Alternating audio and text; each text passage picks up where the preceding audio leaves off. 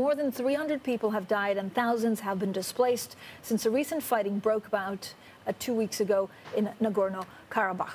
Now, the region is officially part of Azerbaijan, but run by ethnic Armenians.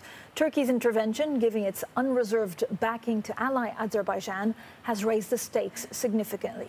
Amid calls for ceasefire, monitors from the U.S., Russia and France have begun efforts to try and end the violence. Well, joining us now, we're delighted, is Armեն Sարգսյան. He's the president of Armenia. Mr. President, thank you so much for joining Bloomberg Surveillance. Vladimir Putin, the Russian president, has invited parties today to try and find a ceasefire, a way forward with your foreign minister and, of course, the foreign minister on the other side. Are you confident that you will be able to reach a ceasefire? Well, I cannot say I'm confident that we'll reach a ceasefire, because I think the two foreign ministers are going to Moscow and they're going to enter a sort of a dark room in order to start negotiating and talking about ceasefire.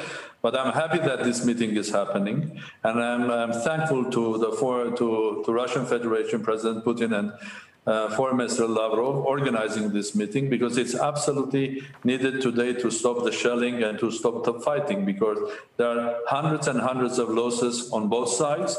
There's a huge humanitarian crisis there, and the war is hitting civilians and so on and so forth. So thank you very much for those, which is the Minsk Group co-chairs, Russian government.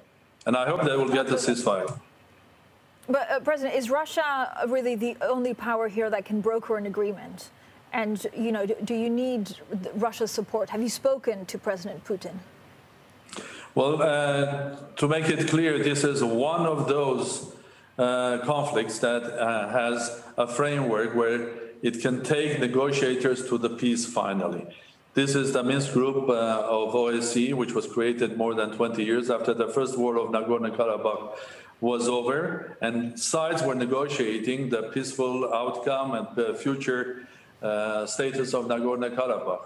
But for this or that reason, Azerbaijan, on the 27th of September, decided that they will not go the path of peace or negotiations. They decided that they can solve it with arms and armaments. And of course, Turkish involvement was very crucial here. Yeah, but do you want Russia's support in this? And have you had any contacts with Vladimir Putin since the crisis began? Well, we have regular contacts with Vladimir Putin, but on our side, on the Minsk platform, the negotiators are the prime minister and the foreign minister. On the Azeri side is the president and their foreign minister. So the person who is regularly in contact with President Putin is my prime minister, because he is in charge also the event on the Armenian side, not on the Nagorno-Karabakh side, because they have the president of their own. So prime minister is there, and I have my own regular contacts during my years of presidency with President Putin. But again, the platform is the Minsk Group. Okay, you've accused Turkey of military involvement in support of Azerbaijan, something, President, that they deny. Do you have proof that this has happened? Have you showed proof to France and NATO allies, and what have you asked them to do? Well, basically, I no longer need, neither me or my government or my ministers need to present proofs, because proofs are there. They are in the form of recognized announcement by the Azeri side, Azeri officials, videos, photos, computer sites, everything. And even foreign intelligence organizations or departments of several countries, including Russia, have reported the presence of terrorists, Islamic terrorists, on the territory of Azerbaijan that were brought there by Turkey. And the presence of Turkish military, Turkish drones, even F-16s that are used now in the battle as well. But so what have you asked NATO allies to do in response to this? Have you asked them for a response?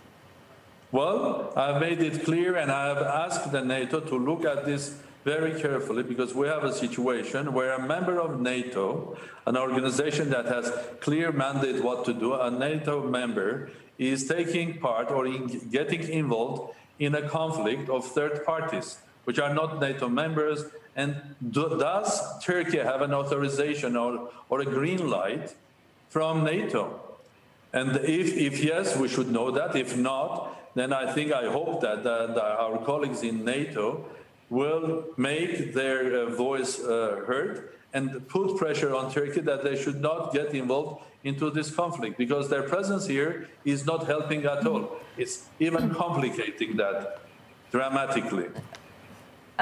President, Azerbaijan says it's fighting to regain its own internationally recognized territory, and that 30 years of talks haven't actually yielded much.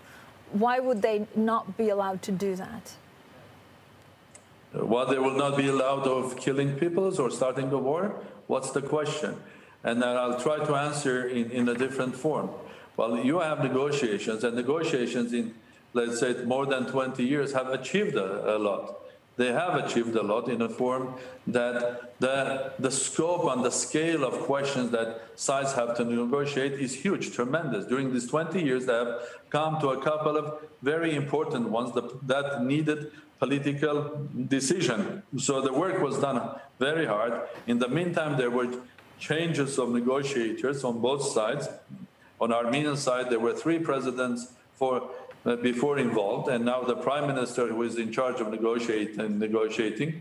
So if you are a bit unhappy with negotiations, what do? You start a war, or you start continuing, because negotiating process with a complex story is a very, very tough job. And then what is the alternative? The alternative is death of people, basically destroying infrastructure and creating a big uncertainty in the whole region. So I don't think that we have exhausted all of the possibilities, and the time is to return back to negotiations. But in order to do that, I think one of the important steps is to make sure that Turkey is no longer involved there. It's just between Azerbaijan and the people of Nagorno-Karabakh and the Republic of Artsakh. Yes, please. And President, the Prime Minister of Armenia said that it may consider the independence of Nagorno-Karabakh as a response to the conflict. Would that stop the fighting? And under what circumstances would that be done? Under what circumstances would you actually recognize independence? Well, it forces me to take you back a little bit into history. First of all, Nagorno-Karabakh or Artsakh is a historic Armenia, part of historic Armenia, historic land, mountainous, beautiful region where Armenians used to live, and they still live for thousands of years.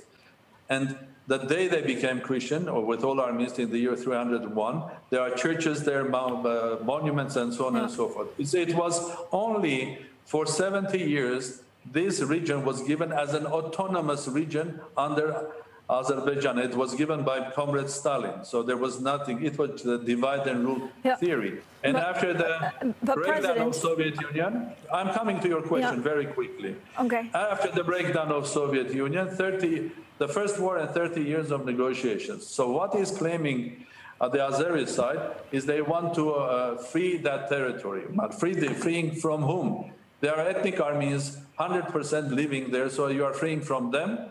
In my vocabulary, it's named, the word is ethnic cleansing. So we want the land without Armenians. In the case of Armenians, they are fighting for their life, for their heritage, for their religion, and for what they believed, and their houses, and their parents and children. So these are 2 different approaches to the same problem. No, I understand, President, but my question was, would you consider independence? Or under no circumstances would you do that? Yes. Let me give the answer here, and the answer is clear. So from the day one of the first war was over in and ceasefire was established in 1994, there was, of course, on the table the question: should Armenia and other states, and asking other states to recognize the independence of Republic of Artsakh, Nagorno-Karabakh. But the Armenian side, taking into account that there is a negotiating process, the Minsk group with the 3 great coaches, we restrained ourselves, giving a chance for negotiations to come to a final conclusion on the status of Nagorno-Karabakh. But if this war continues, probably Armenia will not be left with any other choice rather than recognize the independence of Nagorno-Karabakh and ask the world community, international community, to recognize as well. All right. President, thank you so much for your time today. Armեն Sարգսյան, the president of Armenia.